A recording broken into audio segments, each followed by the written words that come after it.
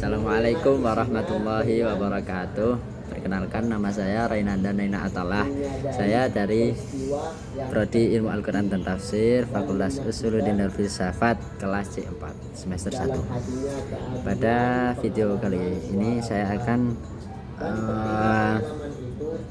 melaksanakan ujian tengah semester pada mata kuliah English for Ulumul Quran. Langsung saja pembahasan saya pada bagian ini akan membahas wahyu tentang firman Tuhan dengan bahasa manusia. Apa sih yang dimaksud firman Tuhan itu? Jadi firman Tuhan itu dapat diartikan perkataan Tuhan, sebagaimana seperti kita berkata terhadap atau pesan terhadap manusia. Cuman firman itu agar kita bisa membedakan perkataan Tuhan atau manusia. Jadi jadi kita itu bisa membedakan mana sih perkataan manusia dan mana firman Tuhan tersebut. Baik, tentu saja ucapan Tuhan bukanlah hal yang asing bagi pandangan Al-Quran terhadap wahyu. Juga tidak sulit untuk menunjukkan bahwa dalam Al-Quran sudah menjadi hal yang wajar bahwa Tuhan berfirman dan telah berfirman sejak awal penciptaannya. Seperti yang sudah tertuliskan di dalam teks tersebut, Al-Quran mengacu pada berbagai konteks yang dimana Tuhan berfirman, yang salah satunya yang paling banyak dikutip yakni tentang Tuhan itu berdialog dengan nabi-nabi seperti Nabi Musa, Nabi Nuh, Nabi Ibrahim, dan bahkan Tuhan juga berdialog dengan iblis. Firman Tuhan juga dapat diartikan dengan istilah-istilah tertentu seperti koso, yang berarti bercerita atau menceritakan, yang mana kata kerja tersebut dengan turunnya digunakan untuk menunjukkan bahwa Tuhan mengatakan atau meriwayatkan firman-Nya dalam memahami masalah perkataan Tuhan dalam bahasa Arab.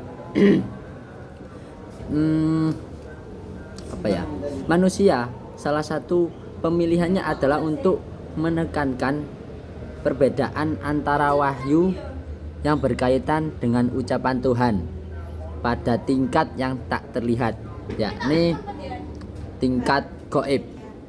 Wahyu pada tingkat gaib. Apa sih yang dimaksud dari wahyu tingkat gaib tersebut? Wahyu tingkat gaib adalah sebuah misteri yang mana tidak mampu ditangkap oleh manusia dalam pemikiran analitis manusia. Fenomena wahyu dalam hal ini pada hakikatnya adalah sesuatu yang misterius yang tidak memungkinkan dilakukan untuk dianalisis, melainkan hanya untuk sesuatu yang bisa diyakini. Namun wahyu dalam bahasa manusia mampu untuk dianalisis. Menurut Izutsu, wahyu adalah sesuatu misterius yang dimiliki.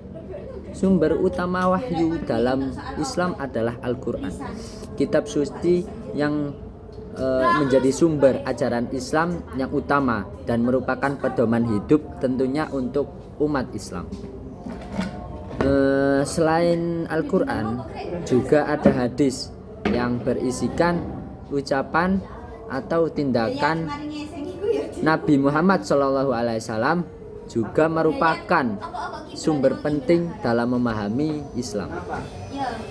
Baik, Islam berpengaruh besar terhadap sosial, politik, dan budaya di masa awal Islam dan terus berkembang.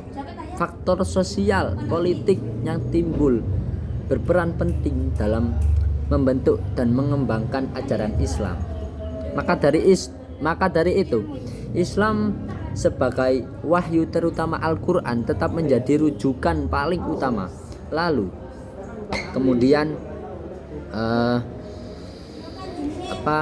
para ulama dan pemikir muslim yang lain menafsirkan aspek-aspek tersebut sehingga Islam itu tetap relevan dan mampu menjawab masalah-masalah pada masa kini.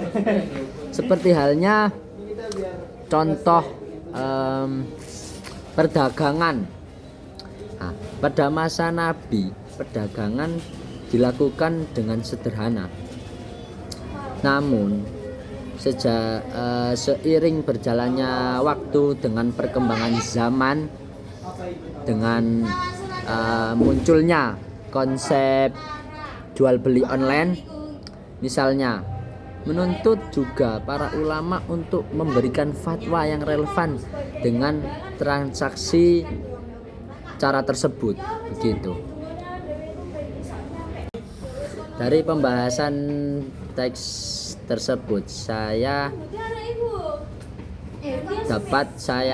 artikan bahwa teks tersebut membahas tentang firman Tuhan yang disampaikan dalam bahasa manusia, yakni bahasa Arab, khususnya dalam konteks Al-Quran. Dari pembahasan tersebut saya dapat mengambil poin-poin pentingnya. Yang pertama yakni firman Tuhan dalam Al-Quran. Al-Quran sering menyebutkan bahwa Tuhan berbicara kepada manusia melalui para nabi. Contohnya seperti Nabi Musa. Komunikasi ini terjadi dalam bahasa manusia yang dapat dipahami pada masa Nabi Musa tersebut. Baik, yang kedua yakni dua tingkatan firman Tuhan. Teks tersebut membedakan antara firman Tuhan pada tingkat yang tidak terlihat atau gaib dan firman Tuhan yang disampaikan dalam bahasa manusia. Yang ketiga yakni firman Tuhan pada tingkat gaib. Yang pertama yakni firman gaib. Firman Tuhan pada tingkat gaib adalah sesuatu hal yang misterius dan tidak dapat dipahami oleh manusia. Ini adalah rahasia yang dimiliki oleh Tuhan. Yang kedua yakni firman Tuhan dalam bahasa manusia.